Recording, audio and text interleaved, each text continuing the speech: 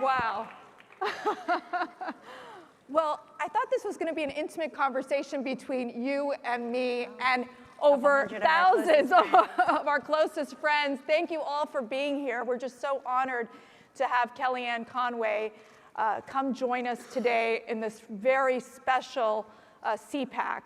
And I want to start by sharing a little bit about yourself. You started picking blueberries in a farm in New Jersey, raised by these incredibly powerful women, your mom, your grandmother, your two aunts. Yes. Then you become CEO of a polling company. You work with Republicans across the board, conservatives. Then you become the first successful female campaign manager, and now counselor to the president. Kellyanne Conway. What drives you? What drives you? First of all, everything that you've just said is a complete and absolute blessing. You know, women in this country work so hard, and not all of them get their shot. And I feel like I worked hard, but I also got my opportunity, which puts me in a different category of blessings. I was raised in a house. I call it South Jersey's version of the Golden Girls, with the house coats and everything. Nobody ever had a single political conversation.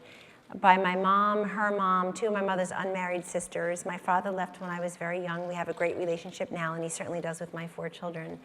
But I was raised to be a very strong and independent woman without anybody ever saying the word feminist or having a political conversation. We were taught to be free-thinking, independent, to look at your goals, and that old saying, you can never go home, was never true in my community. We always felt like we could go home. And I believe that Donald Trump is someone who is not fully understood for how compassionate and what a great boss he is to women. He's been promoting and elevating women in the Trump Corporation, in the Trump campaign, in the Trump cabinet, certainly in the Trump White House. It's just a very natural affinity for him. And I feel very fortunate to have had the opportunity late in the campaign to work with an incredible team. I mean, really an incredible team, to be one of an incredible team, to help him get elected, particularly against a female candidate. And Hillary Clinton should be applauded for her willingness to serve publicly. But I thought it was very telling this year, Mercedes, that many women looked past the commonality of gender and were looking for what they shared in terms of issues, ideology, vision, and just what they want out of their futures for themselves. The work-life balance that we all talk about is not elusive to me, and I don't have any special advice for America's women except to know who you are and to put your priorities in order and to not worry about what the naysayers and critics say. I mean, nobody understands your life but you. And really struggling as to whether or not to go inside the White House or to stay out, my children were first and foremost part of that decision. They were 12, 8, and 7, 4 terrible ages. She's got twins, I'm telling you. Twins. And my 7 and 8-year-old are here somewhere. They're visiting from break. They're right there. Girls. And they're so proud of their mama. But what I decided ultimately is that I work for a man and in a White House where that work-life balance is welcomed. I do think that many of my male colleagues, or all of them, they appreciate the fact that they were raised by moms who either worked or didn't, or worked inside the home, or are married to women of the same ilk.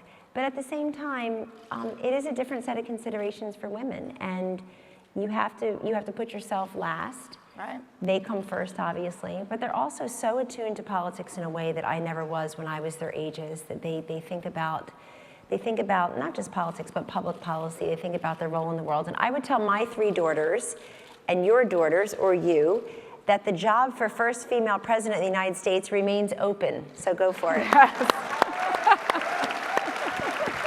Fair enough. So there was this big women's march. The Democrats all claim that all women pretty much should be Democrats.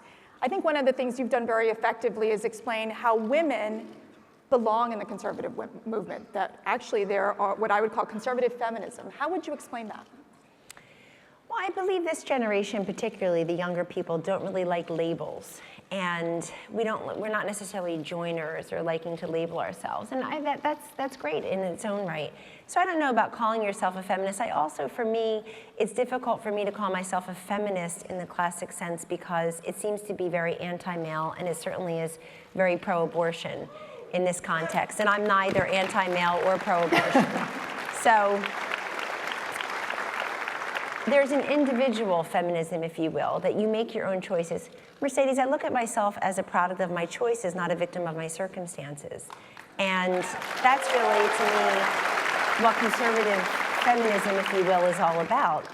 My mother didn't feel sorry for herself. She was left with no child support, no alimony at a very young age, with a child to raise, a high school education, and she just figured it out. She didn't complain, she didn't rely upon government, she relied upon her own skill set, her own self-confidence, her own drive and moxie, and her own duty to me and her, and she relied upon her family and her faith. And I believe those are timeless lessons and timeless opportunities for all women in similar circumstances and situations. And I would just say, I mean, one thing that's been a little bit disappointing and revealing is that I hope will get better is, turns out there are a lot of women who just have a problem with women in power. You know, this whole sisterhood, this whole let's go march for women's rights, and, you know, just constantly talking about what women look like or what they wear, or making fun of their choices, or presuming that they're not as powerful as the men around. This presumptive negativity about women and power, I think, is very unfortunate, because let's just try to access that and have a conversation about it rather than a confrontation about it. Now, I will tell you, the conservative women and men in this room, we support you. We support you. We've got your back, Kellyanne. We've got President Trump's back as well. Now, you spend time privately with President Trump. We see this public persona, that our tough president. How is he in private?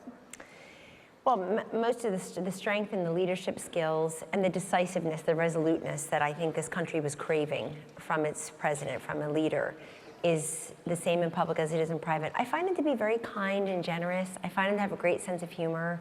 I'm genuinely interested in everybody's lives, their own families, their own pursuits, their backgrounds, their knowledge. He's a man who just absorbs information and people and experiences. And I've witnessed him firsthand with his 5 children, his 10-year-old son, his wife, Melania, who's just an incredible first lady for all of us. Amazing. God bless, we're all very lucky to have her leadership as well. And I've witnessed him with his 4 adult children and his 8 grandchildren. He's a family man. He is happiest when he's with his family. And that's his, that really is a happy place for him to be with his family. And so he's very generous, very kind, funny, compassionate. And people should really think about, when they see President Donald Trump, they should think about all the places that he was and could be, all the things he could be doing. The political motivators for many typical politicians, of which he's not one, mercy, money, power, prestige, fame, he had all of that. And he and his family have sacrificed mightily in those categories for him just to serve. And the idea that he is there because he wants to be there, because he believes in this country, he believes in its people, he believes in its promise, is very liberating. And you see that when you're with him privately, you see it publicly. But I find him to be incredibly gracious, energetic. I mean, the greatest compliment you can get from Donald Trump is not, hey, that's brilliant, or that was really smart, or great job. It's, you're really high energy. At the campaign, I would tell the young staffers, if you see him coming around the corner, just start doing jumping jacks, because so you're saying high energy. So you're saying if they say low energy blank, that's a bad thing, It's right? a bad thing. Okay, got it. We'll just keep out the names. But he works harder than anyone, and he's smarter and works harder than any of us, and that's very uplifting. You really want to up your game when you're around him and do your best for him. And that goes for so many. If you look at the folks in the White House, and I know you and your husband served in the White House, met in the White House. It was very romantic. Yes, it was very romantic. I remember you being pregnant with Viana, who I just saw and who's going to high school. But if many people who work in the White House, you know, so many were staring at gold mines, have given up their own businesses, their own lives, their privacy, because you want to serve this president in this country at this time, which is very fraught, but it's also very promising. You know, I try to look at it through the positive side of the ledger. So much is negative these days, and so much is automatic. What can I find wrong in this? And a bunch of troublemakers. Frankly, I just think if we looked at it more positively and look at all the promise and the opportunity we have for this country, people feel really optimistic many places where we go. So let me ask you, how do you believe President Trump has impacted the conservative movement? Well, I think by tomorrow this will be CPAC when he's here, no doubt.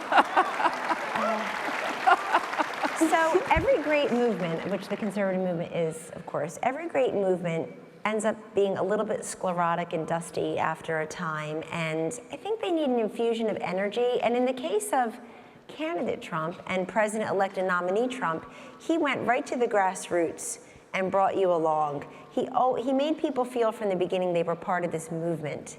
And being part of a movement means you're not just witnessing a campaign externally, which is the way I think a lot of activists felt over the years. At different periods of time, which is that they're just witnessing history rather than being a part of it. People felt really fully engaged. They felt like they had a seat at the table from the beginning. And I believe because it was such a tough competition in the Republican primary, you had 17 candidates, most of whom made their way through CPAC over the years, that he earned the nomination in a way that was bottom up instead of top down. He really replaced this fiction of electability with this revelation of electricity and brought people in. Also, I think Donald Trump, because he's not a legacy candidate, he's not a Bush or a Clinton, he's sort of the first candidate of his type, that non-politician, true outsider who's coming to shake up the system.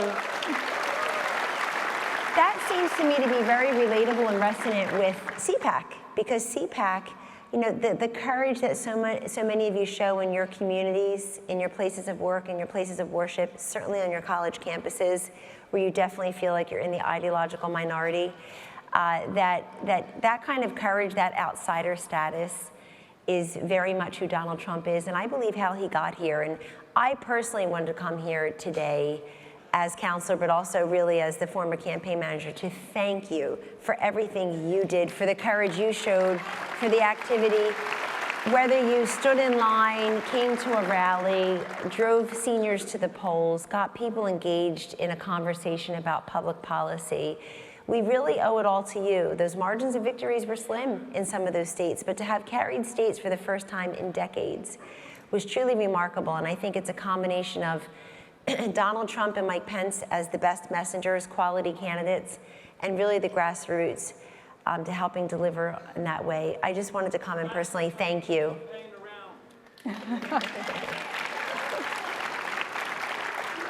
You mentioned about the college students. There's so many college students here in this audience. What's your message for them to survive in terms of being in these more liberal institutions? How did they get their message out? Several different ways. First of all, don't live online, live in real time. I'm just astonished how many people live online. Facebook, Twitter, texting, emails. Remember, it's a mode of communication. It is not communication. It's not real life.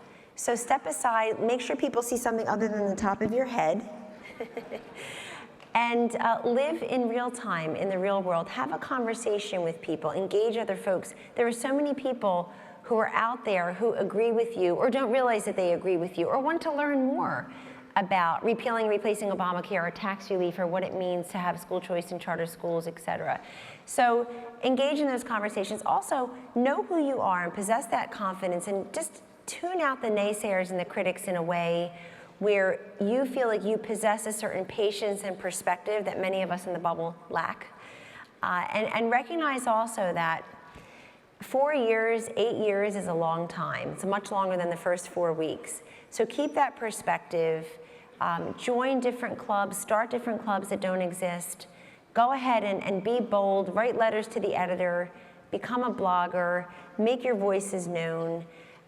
And be willing to hear the word no more than you say it. You will be rejected. Somebody else will get the job you wanted, or someone else will be the president of the club that you felt you deserved to be. But don't say the word no.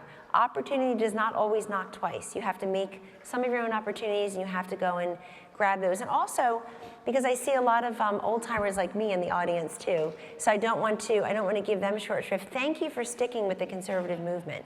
Thank you for believing in a set of ideas and principles that are timeless beyond politics, beyond any one political candidate or party, which is far less important, frankly, than the ideas that you bring to bear. Converse with each other.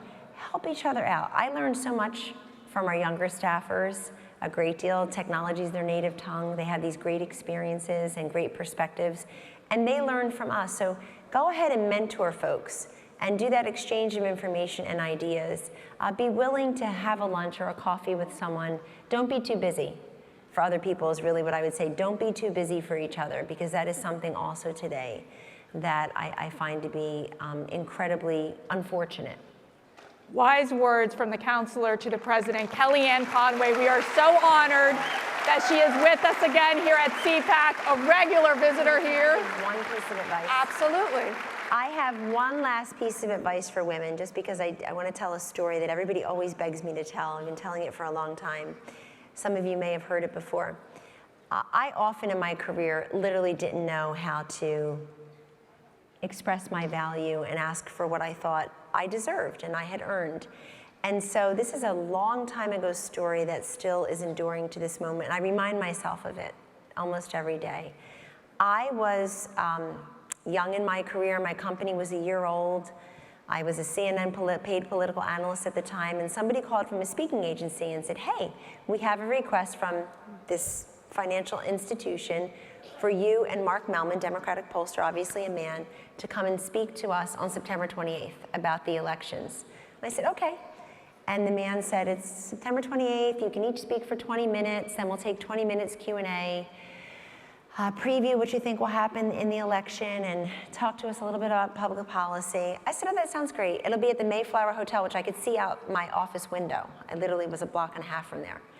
And they said, what is your speaking fee? And I froze. I completely froze.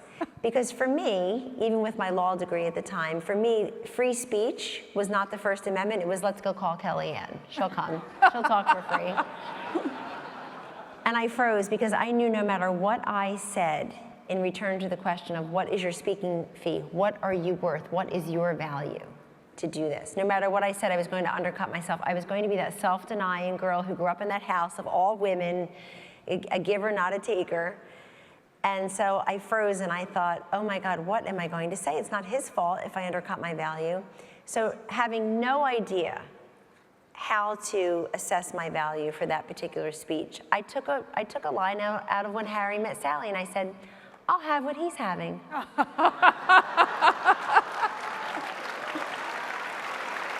And the man said on the other line, this is 20 years ago. This is 1996. I was 28 years old. I'm 50. You don't have to do the math. I just turned 50. 50 is like the new 49 and nothing better, let me tell you.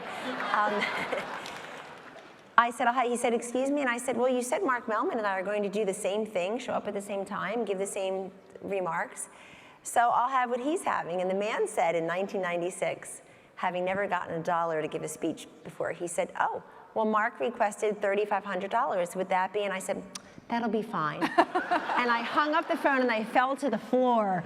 I was so excited. So when in doubt, just say, I'll have what he's having. And indeed, you'll get it. Thank you. Thank you.